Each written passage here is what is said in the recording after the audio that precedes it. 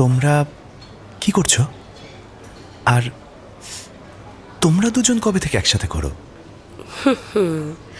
কারণ এখন আমরা একই দলের।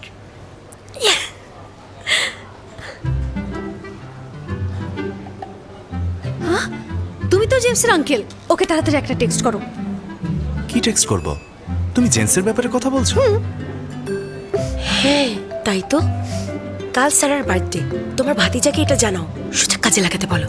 কি? কি সমস্যা? সারার মা মাত্র সুস্থ হয়েছে, সারার মুড এখন ভালো। জেমস যদি সত্যি ওকে চায় তাহলে এই সুযোগটা ওকে কাজে লাগাতে বলো। তুমি শুধু ওকে একটা টেক্সট করে দাও, চুপচাপ বসে দেখো না। দাঁড়াও, আমার ধারণা এই তুমি না সারা আর জেমসের ব্রেকআপ করাতে চেয়েছিলে? আমি তুমি বুঝবে না, অনেক কিছু তুমি মিস করে ফেলেছো। এসব গল্প বাদ দিয়ে তুমি আগে টেক্সট করো। তুমি কি টেক্সট করবে না হলে ফোনটা হানি, দাও। মনে হয় না এই আইডিয়াটা ভালো হবে। ভুলে গেছো জেমস বার্থডে সেলিব্রেট করে না। সারার বার্থডের কথা বলার পর জেমসের যদি নার্ভাস ব্রেকডাউন হয় তখন? কি হয়েছে? কিসের কথা বলছো? হ্যাঁ, তুমি এসব বুঝবে না। ব্যাপারটা যদি তাই হয় তাহলে জেমস আর সারা কখনোই এক হবে না। কেন হবে না? একটা রিলেশনশিপে এমন কিছু সময় আসে যখন কাউকে কিছু স্যাক্রিফাইস করতে হয়। যখন জেমস ট্রমাটাইজড ছিল, সারা সব সময় ওকে সাপোর্ট করে গেছে। ধীরে ধীরে ওর পেইনও কমে গেছে।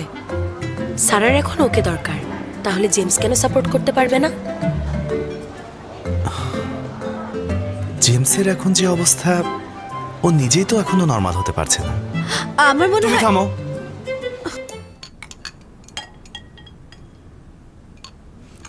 জন্মদিনে কি উপহার চাও তুমি? যে আমাকে জন্ম দিয়েছে আমি চাই সে যেন সুস্থ থাকে। এই ইচ্ছেটা ছাড়া আর কোনো ইচ্ছে কি আছে? না, নেই। মা, এই টোফুটা খাও, দেখো ভালো লাগে কিনা।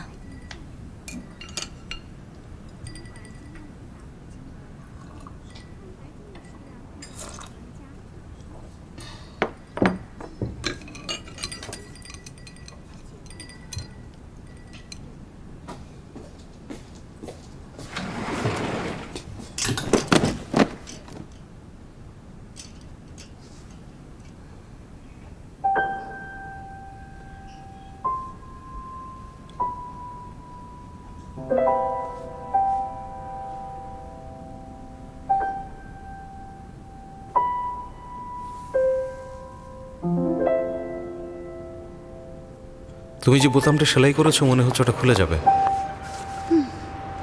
নাও সেলাই করো।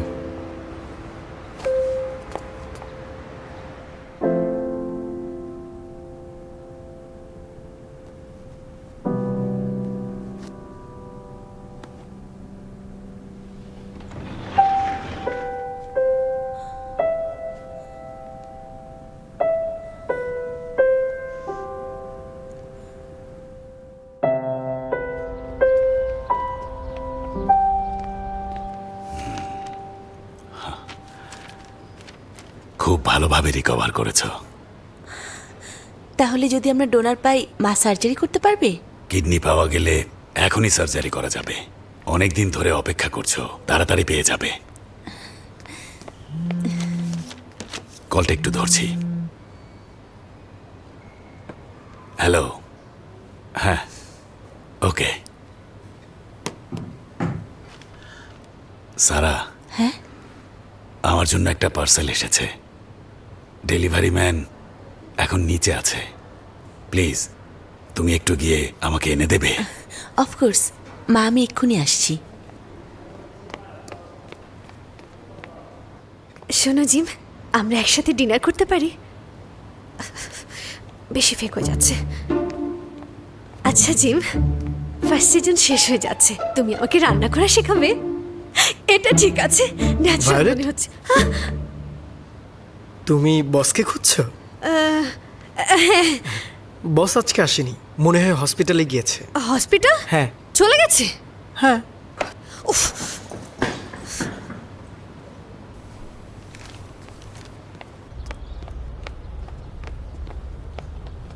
হ্যাঁ Happy birthday to you.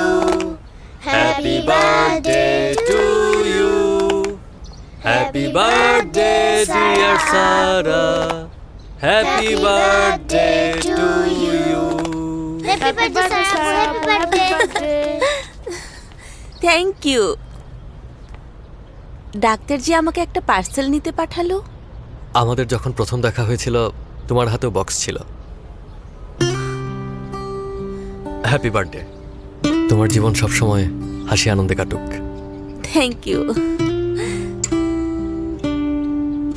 আমার দিকে এভাবে তাকাবে না। জিম আমাকে হেল্প করতে বলেছিল। ও সারা আর তোমার অনেক কেয়ার করে। ওকে হেল্প করতে আমার কোনো সমস্যা নেই। তুমি ওকে পছন্দ করো না? সারাকেও তো পছন্দ করতে হবে। ছেলেটা অনেক ভালো। হয়তো আরো সময় কাটালে সারা ওকে পছন্দ করবে। এই নাও। Thank you, Sarah. Thank you, Apu. Thank you sir আপু। ওয়েলকাম। ডক্টরের সাথে আপনার কবে এত খাতির হলো?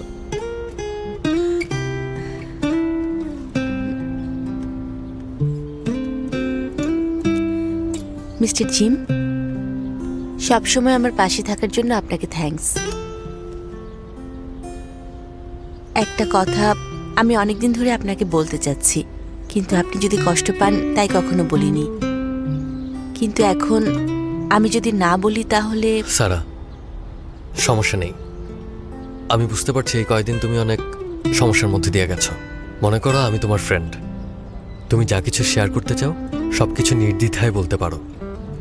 আমরা যদি ফ্রেন্ড হই তাহলে তো আমি আরো বেশি করে চাইবো না যে আমার কারণে আপনি আনহ্যাপি হন।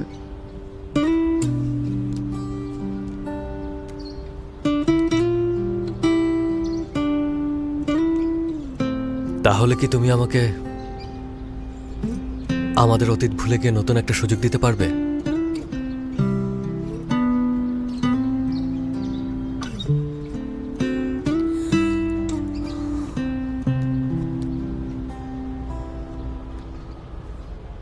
আমি সবসময় মিষ্টি খেতে পছন্দ করতাম,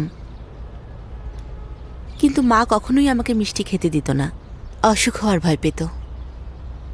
আমিও জানি বেশি মিষ্টি খাওয়া ভালো না। একবার তো দাঁতে অনেক ক্যাভিটি হয়েছিল। যদিও আমি জানি মিষ্টি খারাপ, তবুও আমার ভালো লাগে। খাওয়াও থামাতে পারি না। যদি খাওয়া বন্ধও করি, মিষ্টির কথাই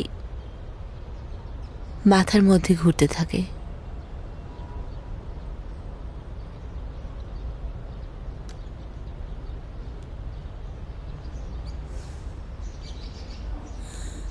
মনে আছে আমাদের যখন প্রথম দেখা হয়েছিল, আমি জেমসের হয়ে টেক্সট পাঠিয়েছিলাম, মিথ্যা বলেছিলাম। তারপর আমার অনেক গিল্টি ফিল হয়েছিল। তখন অনেক প্রেশারেও ছিলাম। জেমসের সাথে আমার ঝগড়াও হয়েছিল। তারপরে আমি গিয়ে আপনার কাছে ক্ষমা চাই। তখন আমার ভালো লাগে। সো আমি আর মিথ্যা বলতে চাই না। কারোর সাথে সময় কাটানো মানেই খারাপ কিছু না। আর আমি জানি তুমি জেমসকে বলতে পারোনি।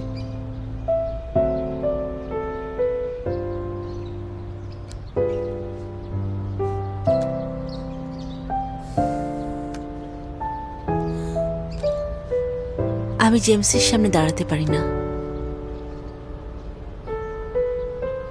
কারণ যতবার আমি ওকে দেখি ততবারই মনে পড়ে সব এফোর্ট রিলেশনে দেওয়ার কারণেই মাকে টেক কেয়ার করতে পারিনি। কিন্তু আমি আপনাকেও ফেস করতে পারি না। জেমসের সাথে দেখা না হলে আপনার সাথেও দেখা হতো না। আপনাকে দেখলে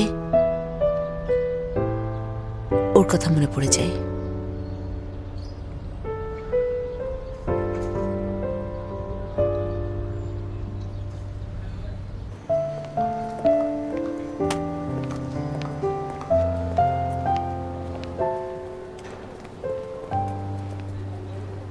gym, aunty, Bye bye, Sarah. Bye bye. Hello Violet আপু হ্যালো হ্যালো।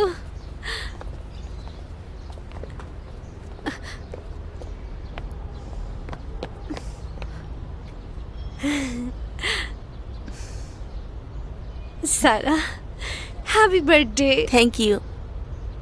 জিম তো মাত্রই এখান থেকে গিয়েছে।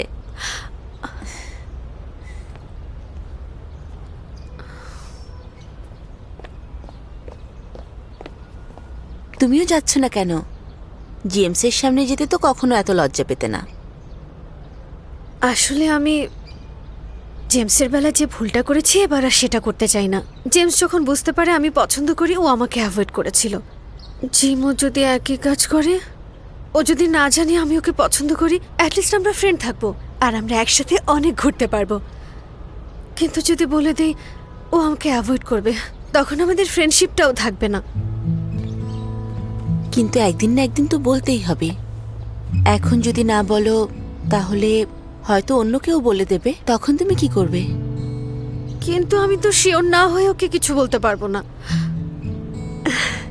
ও তো তোমাকে লাইক করে, আমি তাহলে তোমার মতো হয়ে যাব। আমি রান্না করা শিখছি, অনেকটা তোমার মতো হয়। আমি আরো ট্রাই করলে বাকি সব কিছু শিখে ফেলবো, তাহলে আর কোনো রিস্ক থাকবে না। কিন্তু তোমাকে আমার মতো কেন হতে হবে? কখনো ভেবেছো তুমি যেমন আছো ওর সামনে যদি এমনই থাকো তাহলে ও তোমাকে আরো বেশি লাইক করবে? না না না না না, ও আমাকে অপছন্দ করে। কারণ তুমি অন্যদের মতো হতে চাইছো। তুমি তো নর্মালি অনেক কিউট, অন্য কেউ তোমার মতো কিউট হতে পারবে না। তুমি কেন অন্যদের মতো হতে চাইছো?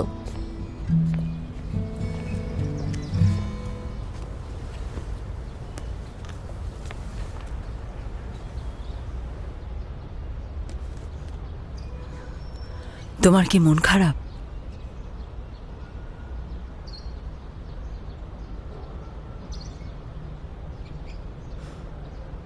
আন্টি, আপনি কি জানেন যেদিন সারার সাথে আমার প্রথম দেখা হয়, ও একটা কাজের জন্য আমার কাছে এসেছিল। সেদিন আমি সারা, আমি ডাইন উইথ লাভের নতুন পিয়ার হেড। আপনাদের সবার জন্য খাবার নিয়ে এসেছি। অনেক রাত, চলো তোমাকে এগিয়ে দিয়ে আসি। নো থ্যাঙ্কস মিস্টার জিম, আমার বয়ফ্রেন্ড আমাকে নিতে আসবে।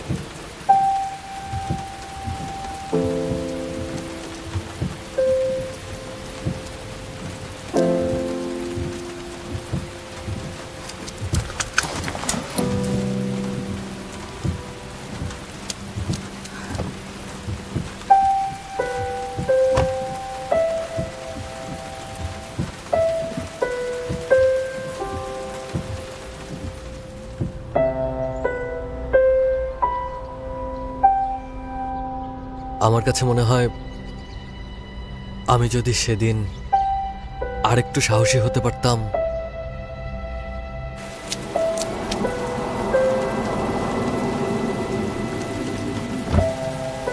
সারা,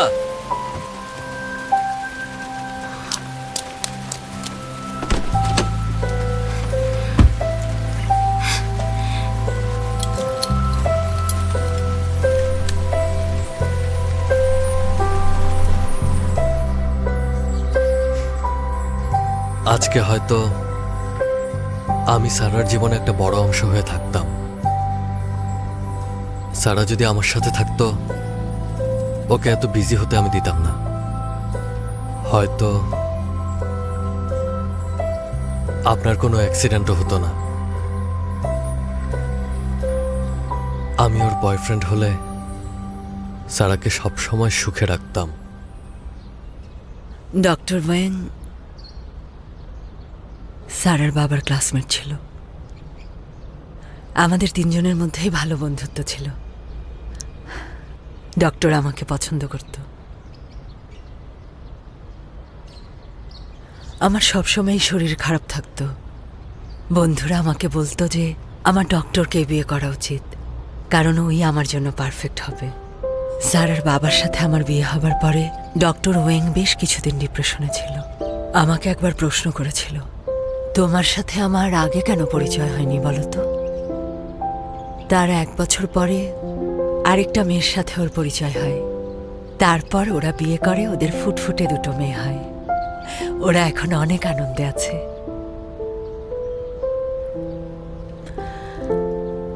কাউকে হারিয়ে ফেললেও মন থেকে তাকে কখনো মুছে ফেলা যায় না জিম। তোমার সাথে যা হচ্ছে এ সবই তোমাকে প্রস্তুত করছে সেই সঠিক মানুষটার জন্য যে তোমার জীবনে আসবে।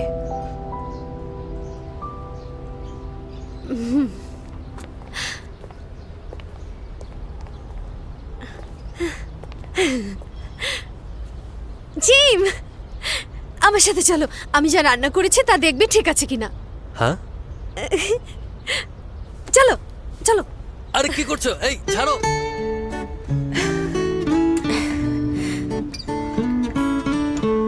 এতক্ষণ ভায়োলেটের সাথে কথা বলছিলে? ও কি জিমকে পছন্দ করে? তুমিও বুঝতে পেরেছো? সারা আপু একটু দাঁড়াও। মিনি, তুমি এখানে কি করছো? আমি তোমার জন্য একটা বার্থডে গিফট এনেছি। আমার জন্য বার্থডে গিফট এনেছো? দেখি তো কি এনেছো। দাঁড়াও দেখাচ্ছি। এই যে তোমার জন্য একটি চারা এনেছি। এটা কিভাবে হয়েছে? এর ভিতরে একটা বীজ ছিল, সেটা থেকে চারা বের হয়েছে। এরপর একটা বড় গাছ হবে। সারা আপু, যখন তোমার মন অনেক খারাপ থাকবে তখন তুমি এটার সাথে কথা বলবে, তারপর দেখবে তোমার মন অনেক ভালো হয়ে গেছে। Thank you Mini. এই চারা থেকে কোন গাছ হবে বলো তো আমাকে? সেটা বলা যাবে না। কেন বলা যাবে না সেটা?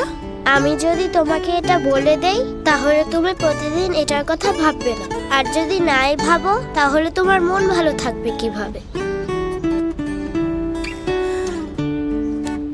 বাই বাই আপু।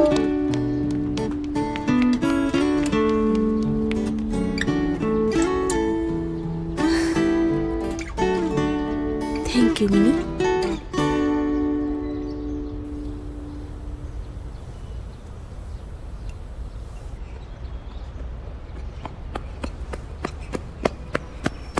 ভাইয়া, সারা আপুকে ওটা দিয়ে এসেছি।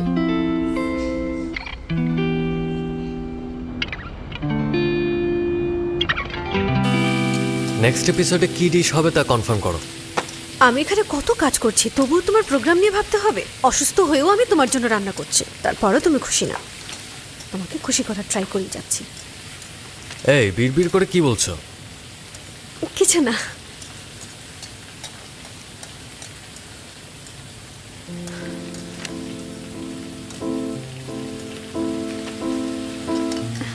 হয়ে গেছে।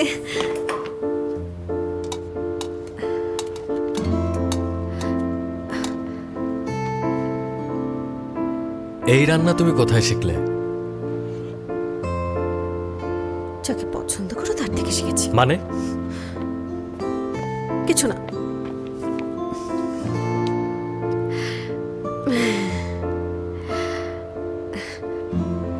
দাঁড়াও, চপস্টিক দিই।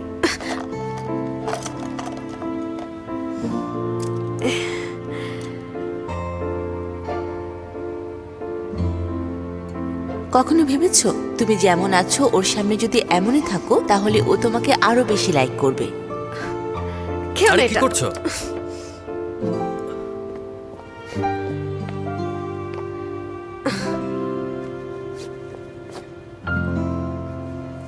তুমি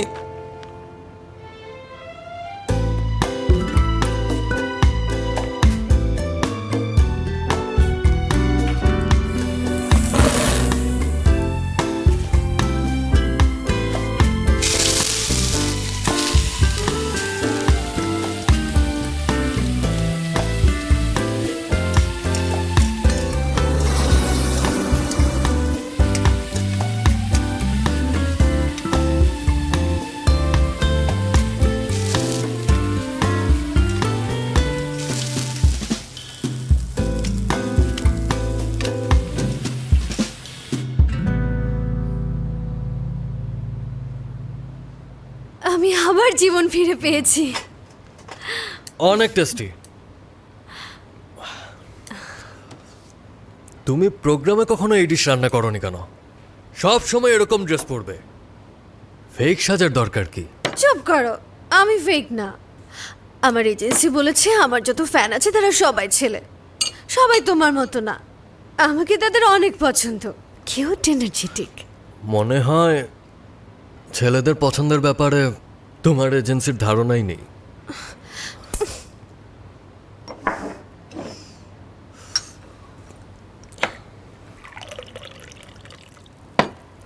আমার কাছে এমনিতেই তুমি সুন্দর।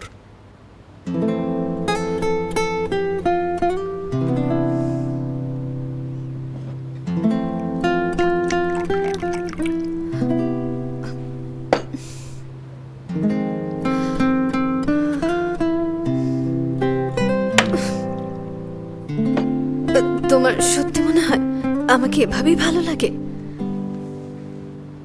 এভাবেই আমি সুন্দর? হ্যাঁ, অনেক ভালো লাগে।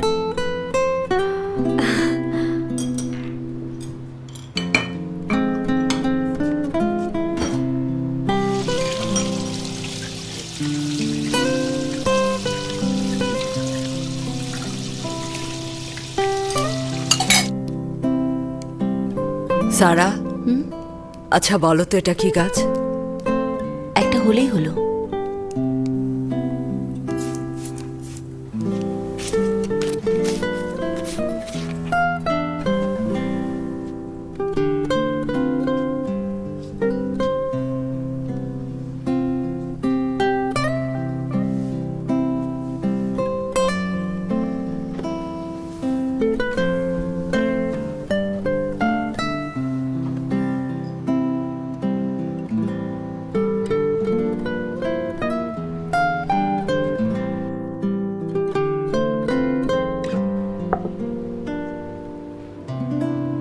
অনেক ড্রিঙ্ক করেছ, যথেষ্ট সাহস এসেছে। ওকে বলে দাও, এখনই বলো তুমি পারবে।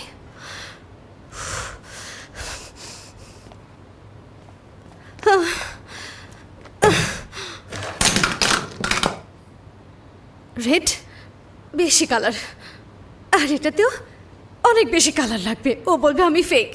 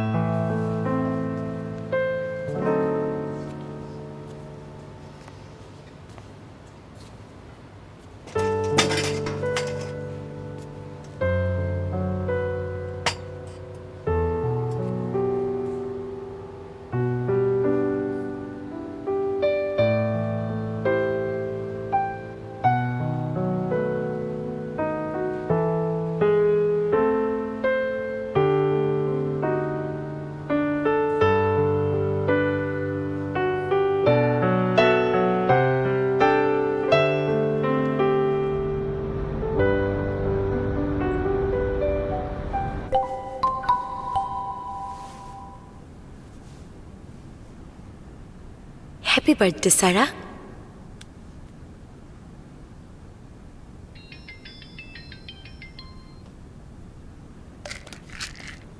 আরে বাপরে, তুই ফোন করেছিস? তুই তো আজকাল আমাকে মনেই করিস না। বার্থডে উইশের জন্য থ্যাঙ্কস। আমার গিফট কই? তোর জন্য তো অর্ডার করেছিলাম, কিন্তু কি ব্যাড লাক দেখ, এখনো এসে পৌঁছায়নি। জানি এসব ফর্মালিটি তুই কেয়ার করিস না, আসলে যা হয় সবসময় ভালোর জন্য হয়। আমি চাই সবসময় তুই আর আন্টি অনেক ভালো থাক। কি হয়েছে এলিনা? বেবি, বেবি আমাকে কিক করছে। কলিন, হানি, কি কি হয়েছে, কি হয়েছে? বেবি, হ্যাঁ, বেবি পেটে কিক করছে, শুনে দেখো। শুনতে পেলে? সত্যিই তো বেবি নড়ছে। এবার ভালো করে শোনো।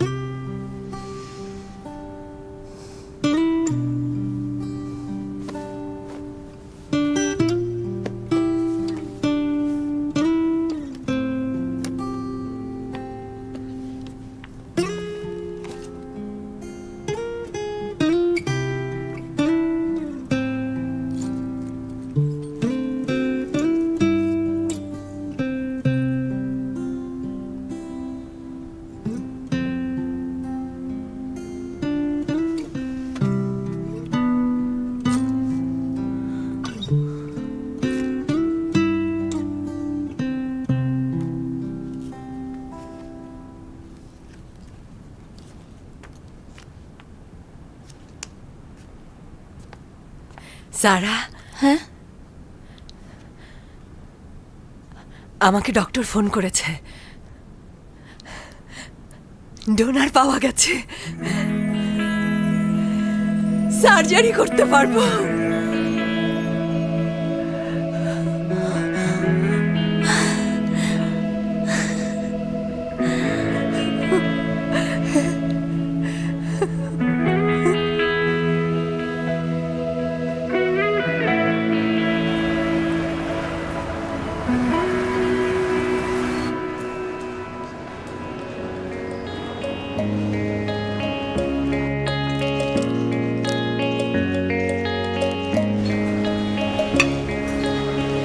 谁躲在回忆的角落，自说自话，夜幕的空旷的黑夜，无人作答。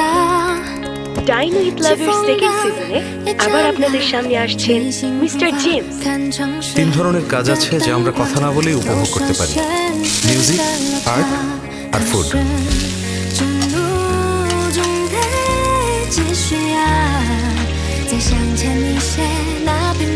3 মাস আগে মিস্টার জেমস সাকসেসফুলি তার show what to eat next launch করেছে। আর এই সিজন লঞ্চ করার পর কোম্পানির স্টক প্রাইস বেড়েছে 37%, আর কোম্পানির ভ্যালু এখন $12 বিলিয়ন। মিস্টার জেমস, প্রায় 1 বছর আগে আমি আপনার ইন্টারভিউ নিয়েছিলাম। এখন যেহেতু আপনার শো সাকসেসফুল, কোম্পানির ভ্যালুও অনেক বেড়েছে। এসব কিছু করতে গিয়ে আপনার কি কোনো সেলফ ডেভেলপমেন্ট হয়েছে? এখন ভালো রান্না করতে পারি।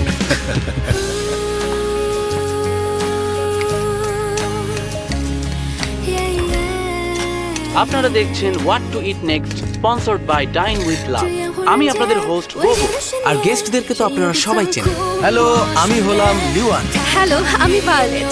হ্যালো এভরিওয়ান, অনেকদিন পর দেখা। আমি জেমস। ওয়েলকাম। প্রথম সিজনের পরে এই সিজনে আমাদের গেস্টরা আপনাদের জন্য কি সারপ্রাইজ নিয়ে আসছে দেখতে হলে চোখ রাখুন।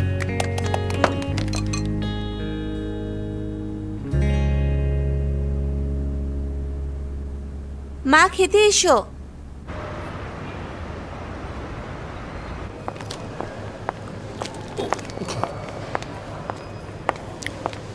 Hello hello. কোন ডিপার্টমেন্ট? PR department.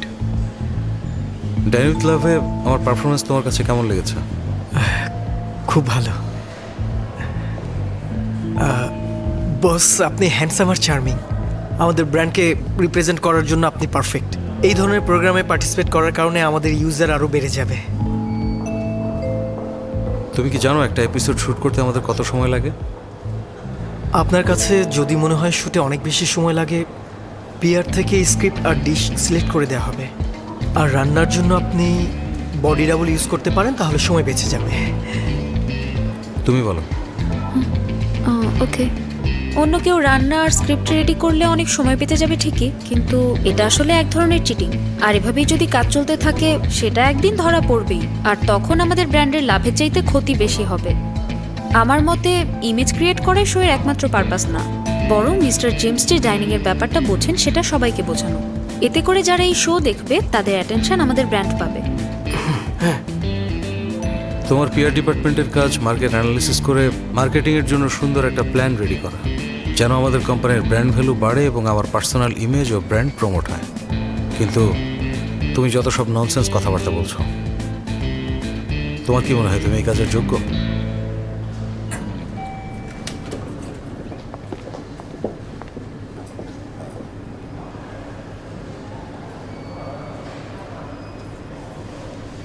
কামিন।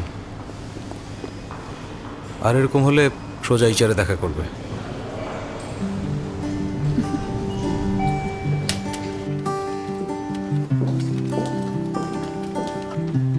এলিনা, ইমরি, তোমরা হাসছো আর আমার অবস্থা খারাপ হয়ে যাচ্ছে। অবস্থা খারাপ হয়ে যাচ্ছে?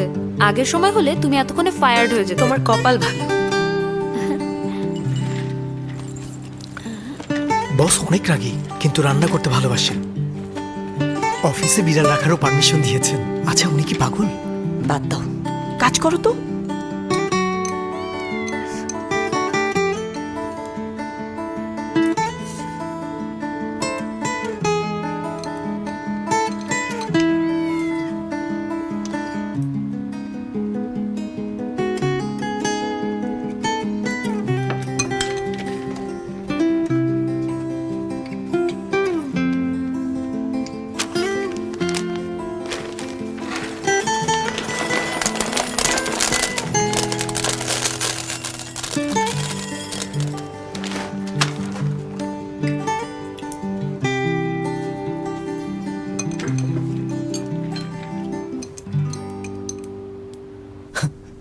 অ্যালেক্সের বিড়াল আবার কাপ ফেলে দিয়েছে। আরে এখানে হাসার মতো কি হলো? এই জেমসের এখন কি অবস্থা বলো তো? হুট করে ওর কথা কেন বলছো? আগে যারা রান্না নিয়ে বেশি কথা বলতো তাদেরকেও বকা দিত, আর এখন রান্নার ব্যাপারে ওই সব থেকে বেশি ইন্টারেস্টেড। ডাইন উইথ লাভের সেকেন্ড সিজনে জিম তো ওকে একেবারেই রাখতে চায়নি, তবুও জেমসের জন্য ওকে রাজি করিয়েছি। অনেক টাকা খরচ করেছে যেন অন্য কেউ স্পন্সর না করে। এখন প্রতিটা এপিসোডের জন্য ও অনেক সময় নিয়ে স্টাডি করে। আমি যতদূর জানি তোমাদের প্ল্যানে এটাই ছিল, ও যত বেশি নিজেকে আর নিজের কাজকে ভালোবাসবে ওর তত বেনিফিট হবে। সেকেন্ড সিজন অন এয়ারের পর কোম্পানির শেয়ার প্রাইস বেড়েছে না? হ্যাঁ বেড়েছে, কিন্তু বিড়ালের বিষয়টা ও না আগে বলতো ও বিড়াল ভালোবাসে কিন্তু ভয় পায় যদি টেক কেয়ার করতে না পারে। এখনো নিজেও বিড়াল পালে আর অফিসে সবাইকে রাখার অনুমতি দিয়েছে। তাতে সমস্যা কি? অফিসে অনেকগুলো বিড়াল থাকলে ভালোই তো। আর বিড়ালের টেক কেয়ার করা খারাপ কিছু না, বুঝেছ? আচ্ছা তুমি কি নিয়ে এত চিন্তা করছো? আচ্ছা বলো তো, তোমার কি মনে হয় জেমস এত চেঞ্জ হয়েছে সেটা কি সারার কারণে?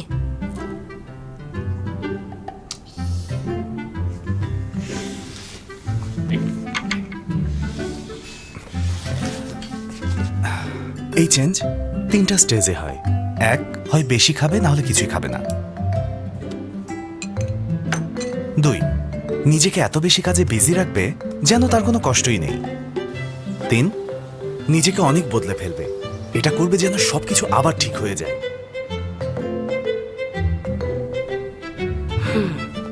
তাহলে ও এখন কোন স্টেজে আছে? 4 নম্বর স্টেজে। চেঞ্জের কারণে কেউ যেন বুঝতে না পারে সারাকে ছাড়া ও কতটা কষ্টে আছে। কিন্তু ব্যাপারটা কেমন না, এসব না করে সারার কাছে গিয়ে বললেই তো হয়। উফ, আমি তোমাকে আগেও এটা বলেছি। সারা তখন অনেক বেশি কনফিউজড ছিল। তুমি পিটিএসডি সম্পর্কে জানো না? আর তাছাড়া আন্টির কিডনি ট্রান্সপ্ল্যান্ট সাকসেসফুল হয়েছে, উনি তো এখন সুস্থ হয়ে গেছেন। আচ্ছা যদি তাই হয়ে থাকে তাহলে সারা কেন যাচ্ছে না? জেমসকেই কেন আগে যেতে হবে? হানি, কিউট লাগছে না? আরে কি করছো? বাবুকে এখনই নামো বলছি। ওকে ওকে ওকে ওকে ওকে ঠিক আছে, নামাচ্ছি নামাচ্ছি। ও দেখি নামাচ্ছি। বাবা। হ্যাঁ, আমরা শুধু সেসব প্রোডাক্ট রেকমেন্ড করি যেগুলোর ইনগ্রিডিয়েন্টস টেস্ট করা হয়েছে। হ্যাঁ, আসলে আমরা এভাবেই রেসপন্সিবল থাকি। ওকে, আমি আবার যোগাযোগ করব। হাই, আমার মেয়ে আজকে এগুলো রান্না করেছে। রান্নার বিশেষত্ব হলো বাঁশকরুল। আজ আমরা করেছি মাংস দিয়ে বাঁশকরুল, ব্রাউন সস দিয়ে বাঁশকরুল আর বাঁশকরুলের চিকেন স্যুপ। বাঁশকরুল হচ্ছে বাঁশ গাছের অঙ্কুর, এটা খেতে অনেক মজা আর এতে অনেক বেশি ভিটামিন আছে। ওকে, আমি এখন খাবার শুরু করব, না হলে খাবার ঠান্ডা হয়ে যাবে। এতক্ষণ আমার সাথে থাকার জন্য সবাইকে ধন্যবাদ। সবাই ভালো থাকবেন, মা, বাই। তুমি 3 মাস ধরে লাইভ করেই ফ্যামিলিকে সাপোর্ট করছো। আমি যদি আগে জানতাম তাহলে তো চাকরি করতাম না। এসব বলো না, তুমি তাড়াতাড়ি একটা জব খোঁজো। তোমার লাইফ নিয়ে তোমার চেয়ে আমার বেশি চিন্তা হয়। তাছাড়া তোমার সবসময় বাসায় থাকতে হবে না। আমি তো এখন সুস্থ। তুমি এখন তোমার ক্যারিয়ারের দিকে মনোযোগ দাও। আমি জানি মা, একটু মজা করলাম। অলরেডি জব খোঁজা শুরু করে দিয়েছি। মনে হয় কোম্পানি প্রোডাক্ট পাঠিয়েছে, আমি দেখছি। হ্যাঁ, আসছি।